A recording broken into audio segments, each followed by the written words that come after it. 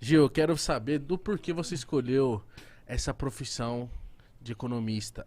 Não, eu não sei se você chegou a trabalhar como, mas você se formou. Tá no PhD já. Sim. Eu trabalho, mas nessa vertente mais acadêmica. Então, o que acontece? Eu estava muito em dúvida, eu gostava muito de matemática. Então, era uma complicação na minha cabeça, porque eu falava assim, eu gosto dos números, mas eu não gosto da física muito, da química. Eu não sou muito adepto desse mundo. Eu gosto da matemática, mas eu também gosto das pessoas, eu gosto das relações. Então, quando eu fui procurar um curso, eu fui procurar aquele que me desse a maior possibilidade de trabalhar com aquilo que eu gostava, de juntar os mundos. E a economia parecia o que mais próximo chegava do que eu queria, do que eu buscava. Então, eu escolhi a economia. Só que era um mundo muito distante, porque o economista, eu vi economista lá de gravata, aquela coisa. Eu falei, gente, Coisa séria, nem dinheiro né? para ter roupa eu tenho. Então, como é que eu vou ser economista? Eu falei, mas vamos lá. Então, eu olhei lá a ementa, vi que eu tinha chance de passar, uma probabilidade muito pequena, mas tinha. Saí fazendo minhas contas, fiz vários cálculos das minhas probabilidades e vi que eu tinha a maior chance. Então, fui lá, me inscrevi, consegui ser aprovado em economia, então comecei. Para vocês terem uma noção, eu fui assim, um dos piores alunos no início da graduação. Eu era muito ruim. Mas pra você passar, você estudou muito. Menino, pra passar, né? Para passar no vestibular? É. Amiga, eu estudei muito, sei não, né? Eu estudei. É porque eu não tinha computador em casa. Então, era na época ainda que tinha a segunda fase. Então, eu fazia a primeira fase do Enem, a segunda fase era uma prova aberta. Extremamente difícil. Então, eu tinha o computador da empresa, eu pegava às 8 e chegava às 6 da manhã. Só que eu saía de Jabotão da minha casa 5 para chegar de 6 na empresa e ter 2 horas de uso do computador para poder estudar para o vestibular. E eu trabalhava de 8 às 5 e pouca e tinha aula de 7 às 10. Então, assim, não tinha tempo para estudar. E domingo eu estava na igreja. Então, assim... me perguntam muito, vocês estudam muito para entrar? Eu falei, eu não pude estudar muito, porque eu não tinha tempo. Imagina se estudar. Então, mas essa foi a questão. Eu falei, caramba, entrei, agora eu tô lascado, né? Porque eu trabalho e tenho uma faculdade extremamente difícil. E começou a dar tudo errado, porque eu tirei notas bem... 1 em matemática, tirei 5 em economia. Eu falei, gente, se na primeira cadeira de economia eu tirei 5, tô lascado, não é pra mim. Sabia. Então, eu ia desistir, só que eu não gosto de desistir na minha vida, né? Então, eu fui no templo da igreja fazer uma oração. E meu amigo Haldner, ele lembra, que é meu assessor hoje em dia, eu falei pra ele, amigo, eu vou desistir. E ele falou assim, amigo, por que tu vai desistir? Por que você não vai no templo, fala com Deus. Se Deus fala que é pra você desistir, você desiste. Eu falei, eu vou fazer isso mesmo.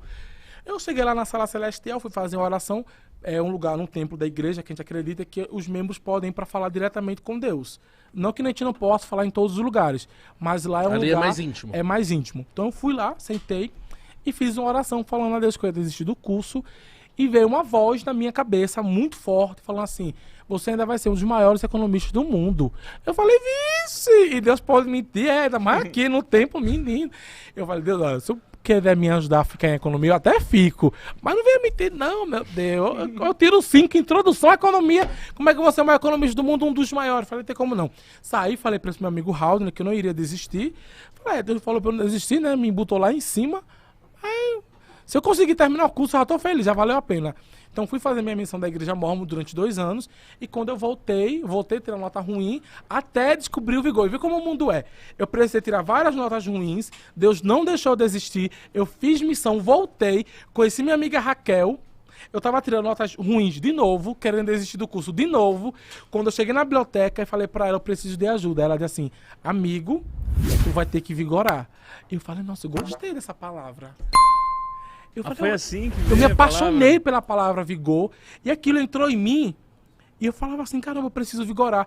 E chegou uma época que a gente estava tão envolvido que uma amiga nossa que começou também lascada, mas ela acabou não ficando junto com a gente porque ficamos um trio. Era eu, Raquel e Renata, que era o trio do Vigor. Inclusive a gente criou um grupo, né, que era o grupo do Vigor. E ela falava assim, gente, vocês estão conversando, parece aqueles economistas, tipo, famosos, sabe? Porque a gente já estava, tipo, vigorando, eu comecei a tirar 10, aí pronto, aí... Foi quando nasceu o Vigor e eu percebi que com o Vigor as coisas davam certo. Você acha que foi essa fala dela que te ajudou muito? Foi a fala dela que me ajudou muito, tenho Parece que foi um certeza. estalar, assim, você. Foi o Vigor, eu sabia que se eu vigorasse dava certo. E a partir daí eu comecei a vigorar. Mas você começou a se dedicar mais, estudar mais? Então, por exemplo, eu achava que eu estava estudando até entender que eu não estava estudando, porque eu não sabia como era que se estudava. Então tem muita gente que se engana. Nossa, eu estudei muito, não estudou. Existe o estudar e o se enganar. Eu me enganava. até eu entender como era que estudava. Quando eu entendi isso, aí acabou-se. Aí eu comecei a vigorar. Mas o vigor, ele vem, porque o vigor requer muita coisa, né? Você tem que abrir mão disso, abrir mão daquilo e focar naquilo que você quer. Vigorar é fazer tudo com muita intensidade e dedicação. Então foi isso que eu fiz com os estudos, foi isso que eu fiz na minha vida, em tudo que eu fiz. Era com vigor, eu colocava vigor em tudo. Eu não dava mais bom dia. Eu perguntava se as pessoas vigoraram. Vigorou! Tá vigorando! Vigore! E era só vigor o dia inteiro, entendeu? Cara, que interessante. Você se saber. formou em que ano? 2016 eu terminei a graduação. 2019 eu terminei o mestrado. Mano, você amou o curso. Me apaixonei. Eu tirei A em todas as disciplinas do mestrado. E não era todo mundo que tirava. Não tem uma nota de corte.